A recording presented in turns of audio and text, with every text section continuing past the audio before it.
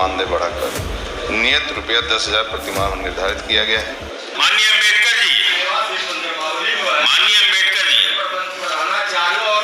माननीय अम्बेडकर जी, माननीय अम्बेडकर जी अपनी बात कहिए। नहीं, उमेश जी शांत रहिए। लाल बिहारी जी बैठ जाइए, लाल बिहारी जी बैठ जाइए। माननीय अम्बेडकर जी अपनी बात कहिए, अपनी सूचना पढ़िए या बोलिए सीधे। जो है या तो बैठक बुलवा लीजिए, सभी शिक्षक की बैठक बुलवा करके सेवा। चलिए आगे बढ़ गए, लाल बिहारी जी आगे बढ़ गए। अम्बेडकर जी नहीं, 1 घंटे में एक सूचना, 1 घंटा हो गया, ऐसे सदन चलेगा? सदन का काम, समय का बंटवारा इस तरह से होगा? ये गरीबों का पैसा का इससे सदन चल रहा है, इसकी कीमत जो है गरीब जानते हैं सर। हाँ अम्बेडकर जी। मानवर उत्तर प्रदेश में प्राथमिक विद्यालयों में कार्यरत शिक्षा मित्रों की स्थिति अत्यंत दयनीय है। वर्तमान में उनकी सेवा अवधि परिषदीय शिक्षकों की सेवानिवृत्ति अवधि 65 वर्ष के आधार पर किए जाने व 10,000 मानदेय के स्थान पर उन्हें 7वें वेतनमान के आधार पर वेतन दिए जाने की महती आवश्यकता है। शिक्षा मित्र का एवं उनके परिवार का जीवन अत्यंत निराशाजनक एवं संकटग्रस्त स्थिति में फंसा हुआ है। पूरे प्रदेश के शिक्षा मित्र इन मांगों को लेकर आंदोलन कर रहे हैं। स्थिति कभी भी विस्फोटक हो सकती है, अतः लोकमत के इस अवलंबनीय विषय पर सदन की समस्त कार्रवाई रोककर चर्चा कराए जाने की मांग करता हूँ। मानवर ये मैं स्पेसिफिक एक विषय को लेकर मानवर आपके समक्ष आपके कृपा से सदन में लाया हूँ, क्योंकि ये जो विषय हैं बार बार यहाँ उठते हैं और जिससे लोगों की जिंदगी जुड़ी है।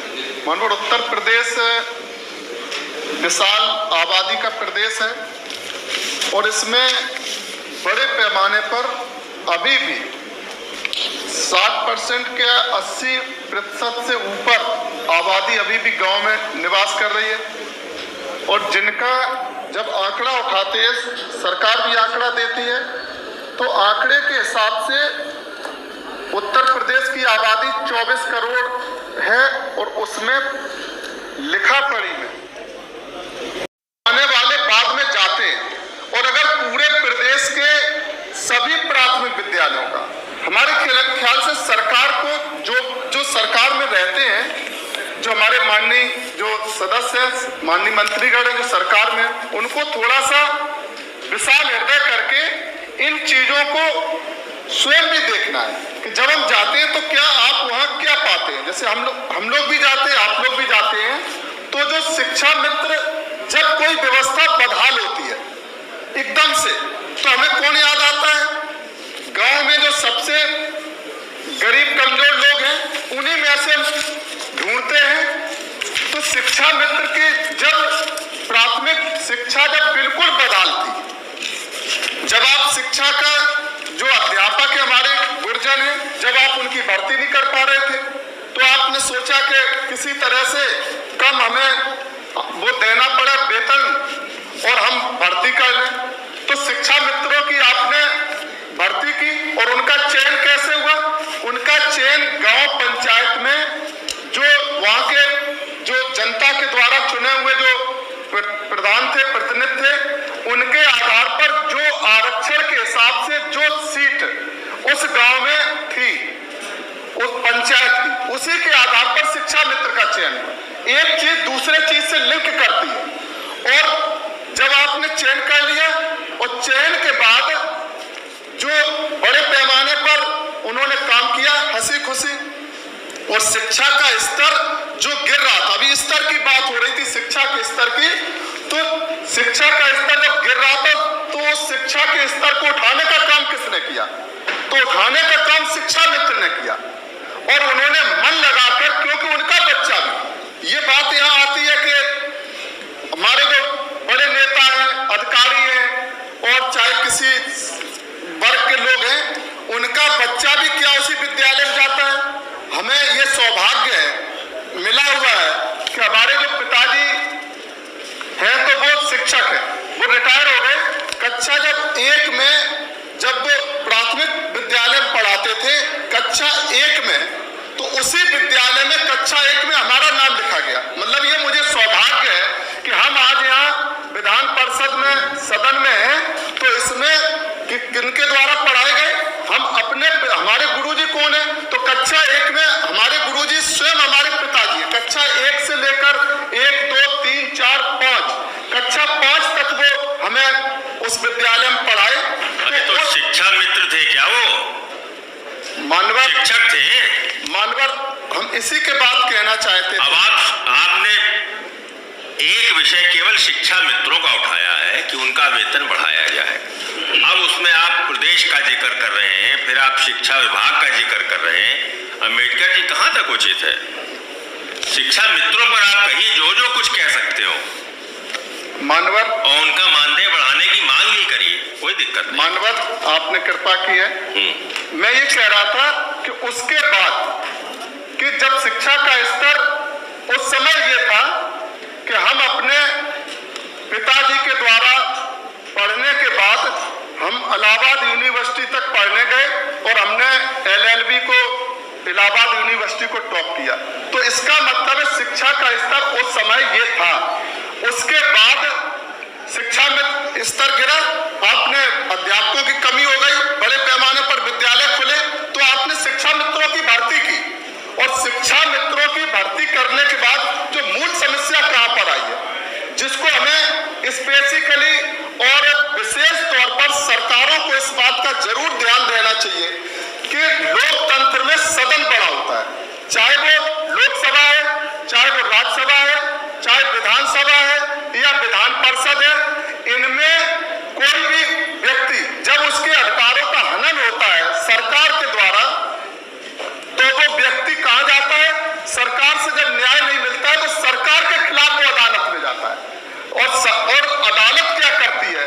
जो सबसे बड़ी समस्या पूरे उत्तर प्रदेश की, जो मैं समझ रहा हूं, शिक्षा मित्र भी उसी के शिकार हैं, और लाखों की संख्या में जो शिक्षक हैं, तदर्थ शिक्षक हैं, जिनको भी अंक है, वो सब किस बात के शिकार हैं कि जब सरकार उनकी बात नहीं मान पाती है तो वो अदालत में जाते। अदालत क्या करती है? अदालत के बारे में हम लोग कुछ नहीं बोल सकते, लेकिन इतना हम जरूर बोल सकते हैं कि लोकतंत्र की सबसे बड़ी अदालत, सबसे बड़ा मंदिर, ये लोकसभा, राज्यसभा, विधानसभा और विधान परिषद ही है। लोकतंत्र की आत्मा यहां बसती है। तो अगर हम यहां उनके अधिकारों को सुरक्षित कर रहे, हम कोई उनके उससे बंधे नहीं है, तो आप शिक्षा मित्रों का, इसीलिए हमने किसी इधर उधर बात को नहीं रखा, क्योंकि शिक्षा मित्र पूरे प्रदेश के, जो आज लखनऊ में धरना प्रदर्शन जब सत्र चलता है तो सबको ये होता है कि हम जाएं लखनऊ में और अपनी बात को कहें, शायद सरकार उसको सुनेगी, सरकार के कान पर जू रेंगेगी। तो वो पूरे प्रदेश के इकट्ठे होकर यहाँ लखनऊ में उन्होंने किया, और उनकी मांग क्या थी? उनकी मांग, जब अध्यापक की सेवानिवृत्ति की आयु 62 वर्ष है, तो शिक्षा मित्रों ने कहा हम भी वही काम करते, तो हमारी भी 62 वर्ष आयु कर दी जाए सेवानिवृत्त की। और दूसरे जो उनको आप 10,000 रुपया जो उनको मानदेय दे रहे, हमारे ख्याल से जाने कैसे आप अमृत काल में जी रहे, कौन सा अमृत? कभी कभी शायद कभी सोचते होंगे, नहीं सोचती है सरकार, तो जब सोने जाए, वैसे तो कभी कभी देखते यहाँ भी नींद आ जाती है, हल्की सी, बहुत लोड है, लेकिन जब सोने जाए तो इस बात को सोचें। अम्बेडकर जी, सरकार कभी नहीं सोती। मनोहर, आप देख नहीं रहे थे, सो रहे। सरकार नहीं सोती कभी। मनोहर, आप नहीं सोते, आप जगाते रहते, सरकार नहीं सो सोती जाती है। सरकार जगती रहती है। आपकी कृपा रहती है तो आप जगा देते सरकार को। हम चाहेंगे अब आप इसमें जरूर मानवर कृपा करके जगाएंगे। तो हमारी दो मांगे, एक तो ये है कि शिक्षा मित्र का जो समय से जिस तरह से आपने भर्ती शुरू की थी उसको रहना चाहिए, क्योंकि ये जिस समय वो भी बंद है, मतलब आपने दो तरह से, आप इनको तो दे नहीं पा रहे, लेकिन जो भर्ती हो रही थी तो वहां पर अध्यापक भर्ती नहीं हो रहे और वहां शिक्षा मित्र भी नहीं है। क्या उत्तर प्रदेश, अभी जब माननीय मंत्री जी जवाब देंगे, क्या इनको ये बताएंगे कि पूरे उत्तर प्रदेश के जितने प्राथमिक विद्यालय हैं, क्या उसमें छात्रों के मानक के अनुसार अध्यापक हैं? अगर अध्यापक नहीं है तो क्या शिक्षा मित्रों को पहले की तरह से आप शिक्षा मित्रों की भर्ती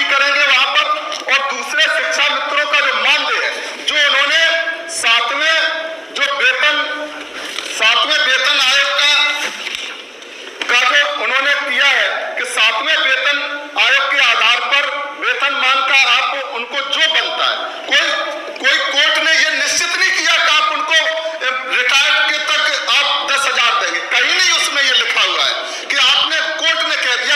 कभी कभी जितने जवाब आते हैं, अगर धोखे में भी पीड़ित व्यक्ति कोर्ट में गया, मतलब उसने मान लो एक तरह से अपने गले में फांसी का फंदा डाल दिया। अब सरकार को क्या जवाब देना है? सिर्फ एक लाइन लिखनी, ये मामला न्यायालय में विचाराधीन है, अब न्यायालय जो निर्णय करे, मतलब उसकी आपने बंद कर दी। न्यायालय की कोई जरूरत नहीं। आप शिक्षा मित्रों को, आप जो मानदेय 10,000 आपने कर रखा है, उसको कम से कम संवैधानिक, ये तो संविधान में भी उनको अधिकार भी है, और सरकार शायद कृपा भी करेगी कि उनको आप मानदेय कम से कम 40,000 का, आप 40,000 तो कम से कम आपको देना ही चाहिए। शायद सरकार 40,000 मानदेय कम से कम, वैसे 7वें में किया तो आप लोग विशेष तौर से आप कहेंगे कितना होना चाहिए, लेकिन कम से कम 40,000 तो एक बार मिल रहा था। और जो शिक्षा मित्र जिन्होंने आत्महत्या कर, मतलब जो दुनिया छोड़कर चले गए, और उनके परिवार के लोग, उसमें भी हम सफर है। हमारा सगा साला, मतलब हमारी समाप्त पत्नी का भाई सगे, मतलब उसमें भी उसमें सफर किए, और वो उसको आत्महत्या, मतलब वो बीमारी के कारण, मतलब न तो दवा थी न वो था, जब तक हम लोगों को पता चला तब तक गंभीर बीमार हो गया, उसको इलाज नहीं करा पाए, वो दुनिया छोड़ के चला गया। आज उसके दर बच्चे भटक रहे हैं। क्या सरकार इनको छोड़ के, हम शिक्षा मित्र को मान के ये करेंगे? जब आप सबके लिए कर रहे हैं, तो क्या शिक्षा मित्र ने कोई अपराध किया है? क्या उसके परिवार के लोगों ने कोई अपराध किया है?